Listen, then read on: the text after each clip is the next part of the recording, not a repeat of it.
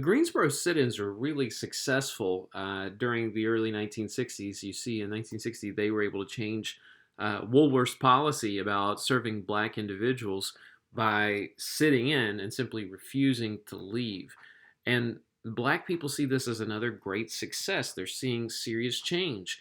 And to play upon that, some young college students in 1961, in the summer of 1961, they want to put to the test another policy that they believe to be terribly unfair. Part of public segregation included that bus stations were segregated by race, and they had white waiting rooms and a colored waiting room. And black and white students from the Congress of Racial Equality put together an idea that they called the Freedom Rides, that they would start riding Greyhound buses in Washington, D.C., which you can see on this map, and they would take kind of a barnstorming tour through the South, and they would purposely sit in waiting rooms that were not designated for them. They wanted to see what Southerners did and how they would respond when they purposely break this law. They engage in a form of civil disobedience. And the freedom rides are not going to be something that goes well in the long run because initially, when they start in Washington, D.C., everybody's excited. And you see right here, this is when they're taking off. They've got signs. And initially, they're excited. But the problem that results is that the further they go south, the more danger they are in. When they travel through Virginia and North Carolina, and to an extent South Carolina, they're met with stares and people looking at them strangely, but by and large, there's no violence. It's not until they get to Anniston in Alabama that they're going to experience real problems. You can see here through the map, they went through Atlanta, Georgia, but Atlanta and Augusta are areas that still have a significant minority population, and they felt significantly safer. But as they go into Alabama and Mississippi, the deeper parts of the South, this is where the racism is probably at its worst. And when they get to Anniston, Alabama, the scene of this right here, their initial departure, changes dramatically. When they get to Anniston, Alabama, members of the Ku Klux Klan had been preparing for them. Local police were with them as well, and they surround the bus at a bus station, and when people refuse to get off the bus, they literally firebombed a Greyhound bus. The violence that ensues is going to be ridiculous. Of course, once they set these buses on fire, or set this bus on fire, these people have no choice but to get off the bus. And then they are beaten. Some of them are injured severely. And the pictures from the Freedom Rides, the pictures of the violence are inherently something that changes the way that the public views this situation. But even still, the only thing that saves the Freedom Rides in general is that President Kennedy's brother, Robert Kennedy, is the Attorney General. He's in charge of the Justice Department, and he personally intervenes in the Freedom Rides to make sure that these individuals are guaranteed safe passage through the South. Even then, they're still met with a lot of angstiness, and the Freedom Rides, while they might be considered a success in many ways, it's also dangerous to the people on board. For white citizens and black citizens, they're trying to make a statement of equality here. And black citizens weren't done either. 1963, Martin Luther King is in Washington, D.C., to give a speech on behalf of individuals who he felt were being wrongfully denied the possibility of jobs. There are a number of people in 1963, black Americans, who feel like prejudice and racism is the reason that they are not being employed in equal numbers. And of course, there's plenty of truth to that. And Martin Luther King, in front of a crowd, you can see back here, fills the National Mall. They estimate somewhere between 200 and 300,000 people hear Martin Luther King give his famous "I Have a Dream" speech.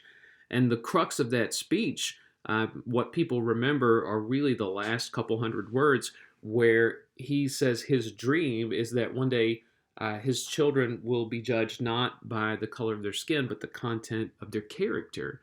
That one day, when we make assessments about people, we won't take into account skin color. We'll just look at what type of person they are.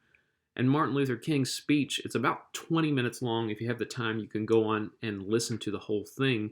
But his speech is very interesting in the way he formulates it. He used a lot of great metaphors.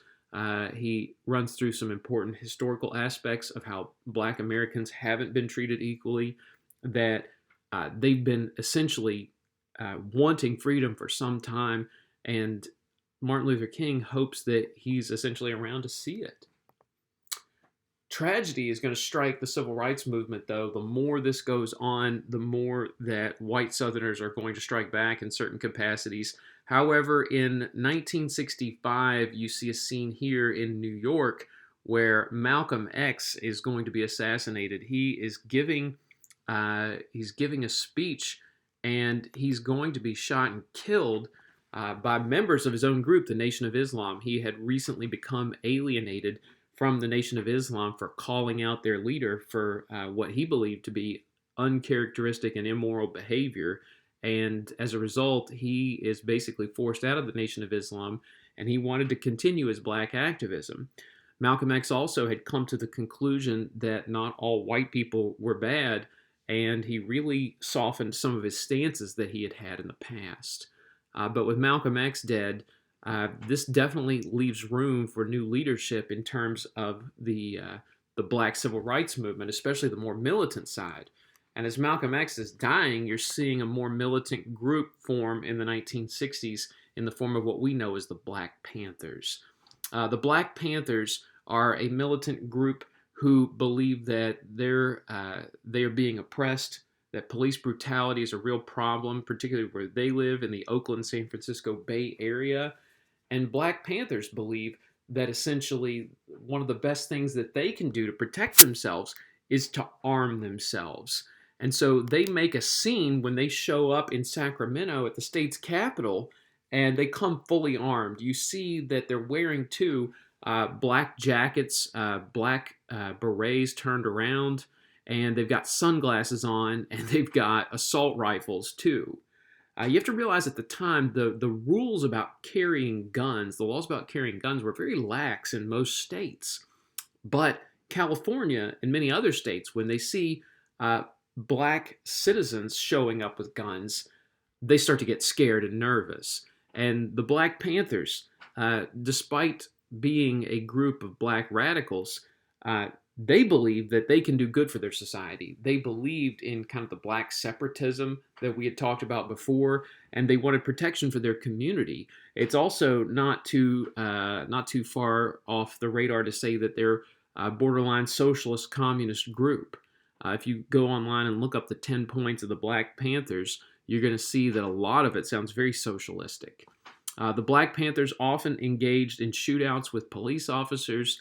In many instances, they are extremely violent, but they believe they're justified in their violence. The Black Panthers also are joined by other black advocates who are taking a more militant approach. You remember the group SNCC we talked about, the Student Nonviolent Coordinating Committee. This group was largely nonviolent, hence the name Nonviolent Coordinating Committee. But in the 1960s, they're going to change from that nonviolent approach. They get a new leader, a new president at the time. This gentleman, Stokely Carmichael, he is going to become the new leader of SNCC. And these young people had tried nonviolence and civil disobedience, and they didn't believe it was getting them anywhere.